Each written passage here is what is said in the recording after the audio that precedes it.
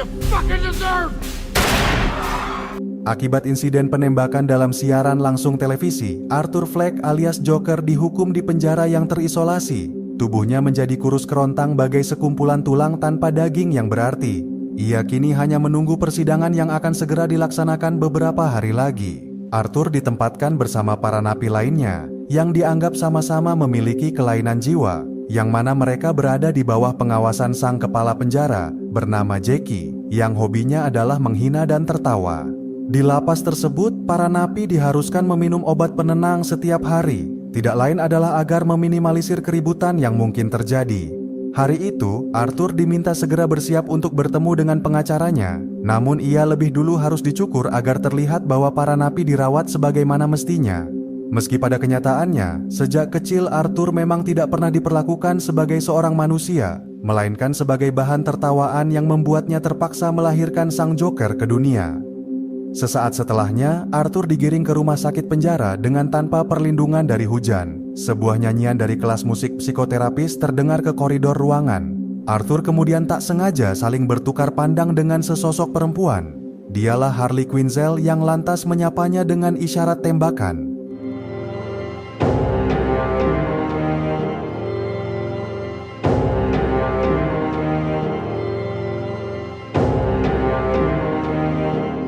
Yang akan menemani Arthur dalam persidangan ke depan adalah Marianne yang merupakan pengacaranya.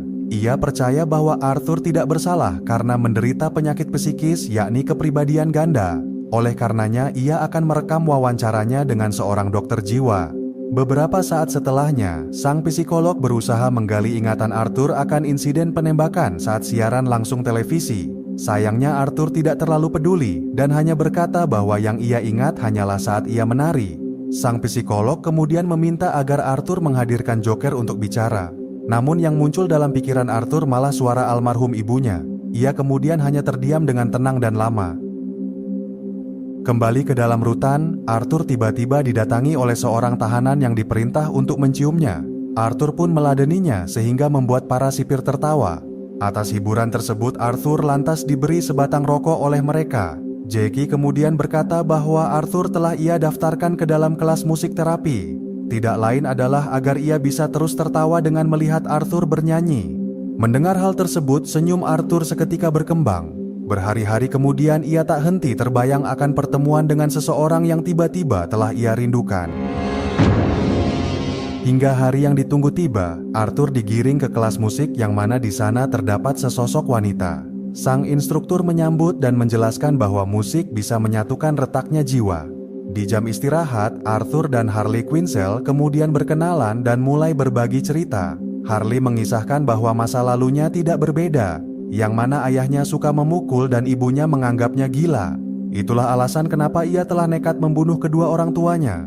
Kekaguman Harley dan kemiripan trauma mereka membuat Arthur benar-benar jatuh cinta. Setelah kelas berakhir, Jackie kembali menggiring badutnya ke penjara. Arthur kemudian menceritakan lelucon dan mendapat sebatang rokok karena membuat Jackie tertawa. Arthur yang senang lantas menunjukkan sikap persahabatan, namun Jackie malah tidak suka. Ketika memasuki ruangan, para sipir dan tahanan tampak serius menonton berita. Rupanya seorang jaksa yang mengajukan tuntutan dalam kasus Arthur sedang diwawancara. Ia berkata bahwa hanya hukuman mati yang pantas bagi seorang pembunuh gila. Para sipir pun tertawa gembira mendengarnya. Namun Arthur yang tengah dimabuk asmara membuat jiwanya hanya dipenuhi oleh lagu-lagu cinta. Ia berhalusinasi seolah sedang bernyanyi tentang surga. Karena akhirnya ada seseorang yang membuatnya merasa tak lagi sendirian di dunia. Tidak ada lagi ketakutan baginya bahkan jika harus kehilangan nyawa. Ketika tersadar, Arthur masih tetap berdiri dengan senyum bahagia. Bahkan senyumnya kemudian menjadi tawa berkepanjangan yang membuatnya harus diikat di tengah hujan bagai orang gila.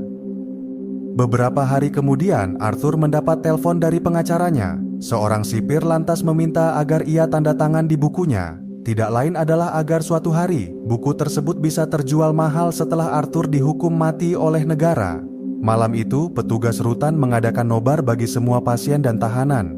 Harley yang duduk bersama Arthur ingin sekali berpegangan tangan. Sayangnya ia tidak berani dan hanya bisa berbisik pelan. Harley mengajak kekasihnya untuk kabur demi membangun rumah tangga impian. Namun Arthur berkata bahwa ia pasti akan langsung ditembak oleh para sipir bajingan. Ketika film menyedot perhatian semua orang, Harley lantas pergi ke belakang dan diam-diam membakar koran. Sesaat berselang api pun dengan cepat merambat sehingga semua orang menjadi panik dan ketakutan. Sedangkan Harley dan pujaan hatinya yang berdiri di tengah ruangan kemudian berciuman. Keduanya lantas segera memanfaatkan kesempatan dengan berlari keluar. Di tengah kekacauan, Arthur dan Harley menari kegirangan bagai menyongsong indahnya masa depan. Namun kebahagiaan sesaat mereka harus berakhir karena pagar penjara tak mungkin dirobohkan. Para sipir pun menyeret keduanya, yang mana Arthur lantas dijebloskan ke dalam kegelapan. Di dalam pingsannya, sosok Joker muncul di atas panggung dengan disorot cahaya. Ia mulai menari bersama Harley dengan diiringi oleh lagu cinta. Asmara yang liar dari jiwa yang gila menyatukan keduanya. Ketika tersadar, Harley rupanya sudah ada di sampingnya. Ia berkata bahwa hari ini ia akan dipulangkan karena para sipir tidak ingin mereka bersama. Oleh karenanya, ia akan selalu menghadiri persidangan Arthur ke depan hingga ia bisa bebas dari penjara. Namun sebelum berpisah, Harley ingin melihat diri Arthur yang sesungguhnya. Ia kemudian mendandani Arthur dengan riasan Joker sebagai sosok kekasih impiannya. Keduanya lantas mulai bercinta dengan penuh penghayatan dan gelora. Seminggu setelahnya, seorang wartawan datang ke penjara untuk melakukan wawancara. Kasus Arthur yang akan disidangkan telah menjadi pusat perhatian warga. Marian meminta kepada Arthur untuk tidak menyia-nyiakan kesempatan. Ia harus menunjukkan kepada publik bahwa ia memiliki jiwa pri-kemanusiaan. Pengacaranya lantas juga menekankan bahwa ia bukanlah Joker melainkan manusia biasa yang menderita trauma mental. Tak lama kemudian, siaran langsung televisi dimulai dari dalam sel tahanan. Sang wartawan menanyakan tentang kejadian saat malam pembunuhan. Arthur berkata bahwa saat itu ia mengalami depresi berat karena selalu dikucilkan. Hal tersebut membuatnya ingin bunuh diri sehingga menciptakan khayalan delusional. Sosok lain lantas seolah mengontrol tubuhnya dalam pelampiasan. Mendengar pembelaan Arthur, sang wartawan tampak tidak terima. Ia tidak bisa percaya bahwa sosok Arthur dan Joker adalah dua kepribadian yang berbeda. Ia pun mulai menghina bahwa keduanya adalah sama-sama si miskin yang dungu dan gila. Arthur tentu kecewa atas sikap sang wartawan yang tidak menunjukkan kedewasaan. Ia lantas mengungkapkan bahwa selama 2 tahun di penjara, ia tidak pernah berkelahi atau melanggar.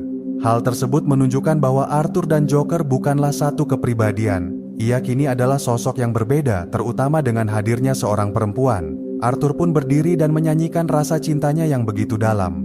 Sementara itu di sisi sebuah jalan raya, Harley yang menonton ikut bernyanyi bersama. Ia lantas memecahkan kaca dan membawa salah satu TV yang ada. Dari pulau tahanan, Arthur diangkut menggunakan mobil menuju persidangan. Hari ini nasibnya akan diputuskan untuk dihukum mati atau dibebaskan. Ribuan pendukungnya pun memenuhi jalanan hingga halaman gedung pengadilan. Namun pikiran Arthur sebenarnya hanya terpusat kepada satu orang yang sudah sangat ia rindukan, yang tidak lain adalah kekasih hatinya yang telah berjanji untuk datang. Saat memasuki ruang sidang, Arthur kemudian disambut oleh para peserta dan wartawan. Teman-temannya juga ikut menonton dengan tegang dari dalam tahanan. Arthur lantas terlihat gelisah karena tidak ada Harley di antara semua orang. Rupanya kekasihnya tersebut sedang menari sambil berjalan karena kegirangan. Kemunculannya membuat Arthur tersenyum senang meski ia harus duduk di kursi belakang. Tanpa menunggu lama, sang hakim bernama Herman segera memulai persidangan. Jaksa penuntut bernama Harvey menghadirkan saksi ahli untuk membuktikan bahwa Arthur tidak punya dua kepribadian. Ia berkata bahwa sosok Arthur dan Joker adalah satu jiwa yang cuma cacat secara mental. Marian kemudian berdiri dan mempertanyakan apakah saksi ahli telah membaca laporan masa kecil terdakwa, yang mana hingga berusia 7 tahun, Arthur terus-menerus mengalami kekerasan oleh pacar ibunya. Perlakuan tersebut tentu menciptakan trauma, sehingga Arthur kecil selalu ingin kabur dari realita. Hingga pada suatu hari, 3 preman mabuk yang menyerang Arthur lantas membangkitkan sosok Joker sebagai insting pertahanan dirinya. Hal itu membuktikan bahwa Arthur dan Joker adalah identitas yang berbeda. Di sela-sela perdebatan, Arthur sesekali memandang Harley di belakang. Ia juga menulis pesan kepada pengacaranya agar minggu depan Harley dipilihkan kursi di depan. Saksi kedua kemudian juga dihadirkan oleh jaksa. Ia membacakan buku harian Arthur yang pernah ditulisnya sebelum malam pembunuhan tiba, yang mana Arthur menyebut nama Sophie yang adalah tetangganya yang pernah ia suka. Ketika persidangan hari itu selesai, Harley langsung memarahi Marian yang dikelilingi wartawan. Ia tidak setuju jika Arthur disebut cacat secara mental. karena baginya Arthur sudah sempurna sebagai sosok Joker yang selalu ia impikan.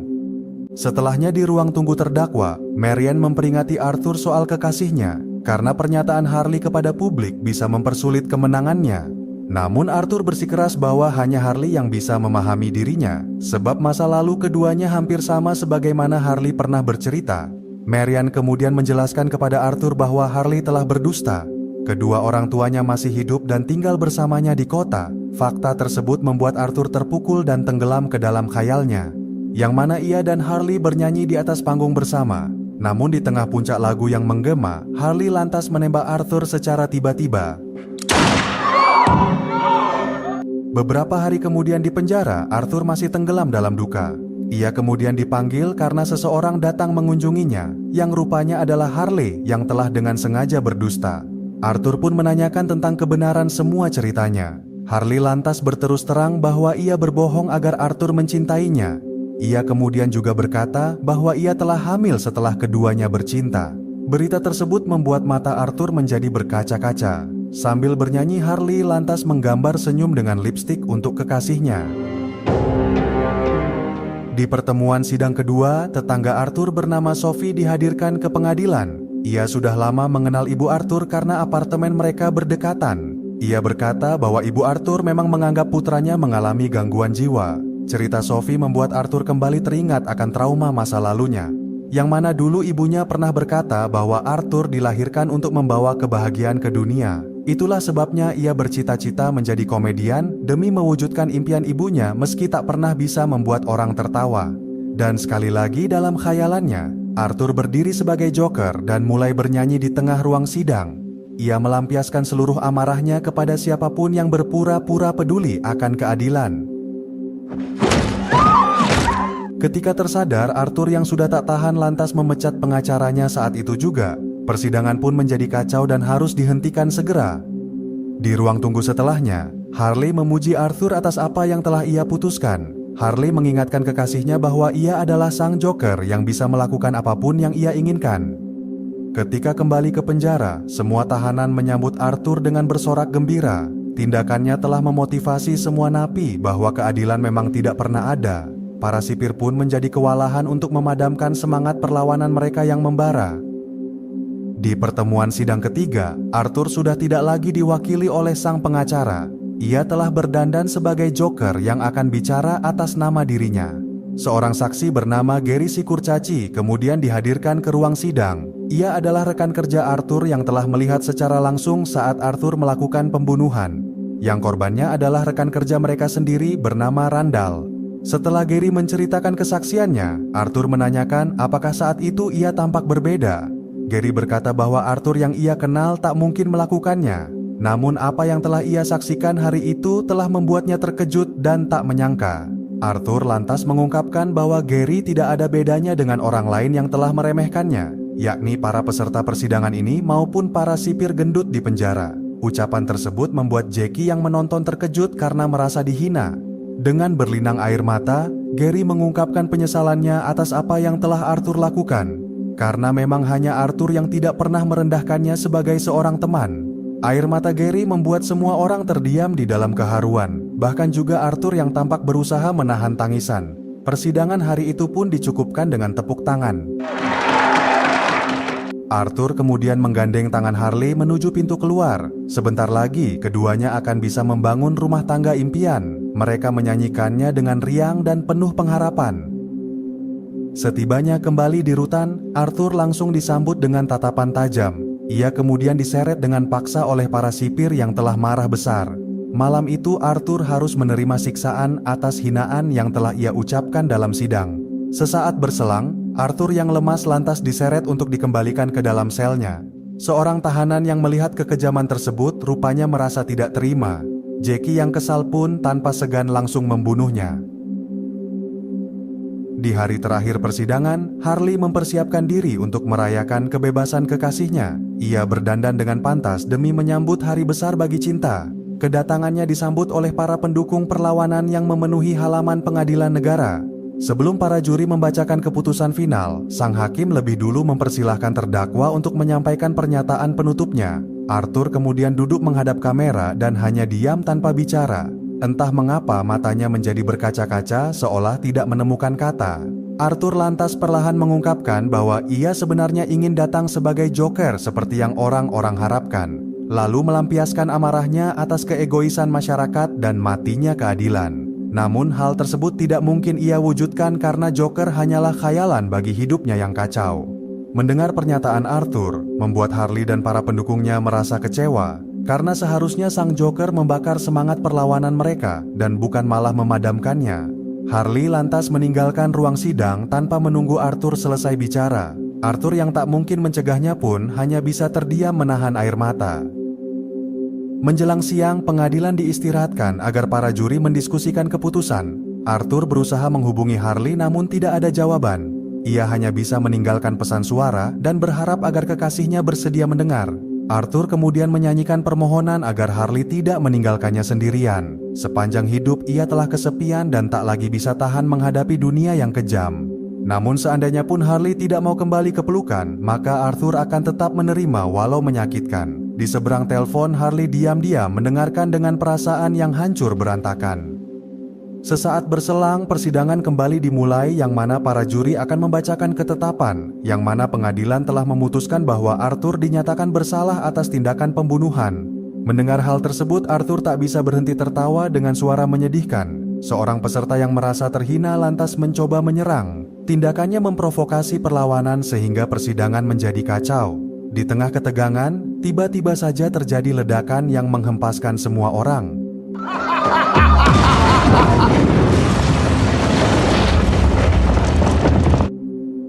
Ketika tersadar, Arthur berusaha bangkit dan berjalan keluar melalui lubang. Seorang pendukung yang melihatnya kemudian segera menarik Arthur ke dalam kendaraan. Ia lantas langsung dibawa pergi dengan melewati mobil polisi yang berdatangan.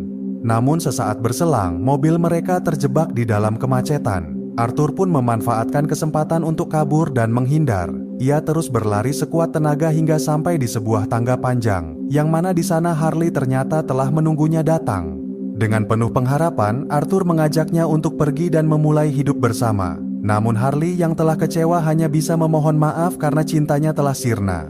Sosok Joker yang telah membuatnya jatuh cinta sudah hilang dari diri kekasihnya. Arthur lantas kembali memohon dan mengingatkan Harley akan bayi yang sedang dikandungnya. Sayangnya hal tersebut tidak bisa mengobati sakit hati Harley yang sudah terlanjur terluka. Harley pun terpaksa pergi bersamaan dengan beberapa mobil polisi yang tiba. Beberapa hari kemudian di penjara, Arthur duduk menonton kartun dengan tatapan datar. Seorang polisi lantas memintanya keluar untuk menemui seorang pengunjung yang datang, yang mana seorang tahanan kemudian mencegahnya dari belakang. Ia rupanya ingin menceritakan lelucon untuk berbagi kesenangan. Namun secara mengejutkan, ia tiba-tiba saja menusuk Arthur hingga berkali-kali bagai kesurupan. Arthur pun terjatuh di atas panggung bersama dengan Harley yang begitu ia rindukan. Arthur ingin sekali mengungkapkan bahwa hanya cintanya yang bisa menyembuhkan. Sayangnya hidup yang kejam menganggapnya sebagai sampah masyarakat yang tidak pantas menggapai kebahagiaan.